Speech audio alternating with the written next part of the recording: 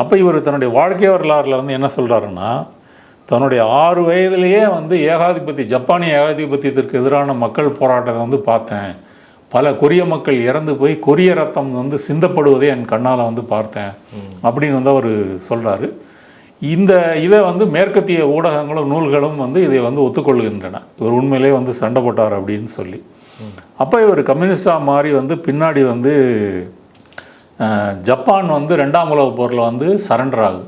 அணுகுண்டெல்லாம் போடுறாங்கள்ல, Nagasaki Hiroshima போட்டோன்னே Japan surrender ஆனோன்னா Korea வந்து என்ன செய்யலாம்னோடனே வட கொரியா வந்து சோவியத் யூனியனுடைய கட்டுப்பாட்டிலையும், தென்கொரியா வந்து அமெரிக்காவினுடைய கட்டுப்பாட்டிலையும் 2 நாடுகளாக வந்து பிரியுது. வடக்க வந்து கம்யூனிசம், தெற்க வந்து முதலாளித்துவம் இப்படின்னு சொல்லி வந்து பிரியுது.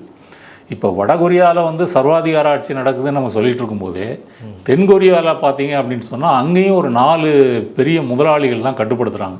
அது நமக்கு தெரிஞ்சவங்க தான். சாம்சங், ஹுண்டாய், எஸ்கே குழுமம், எல்ஜி.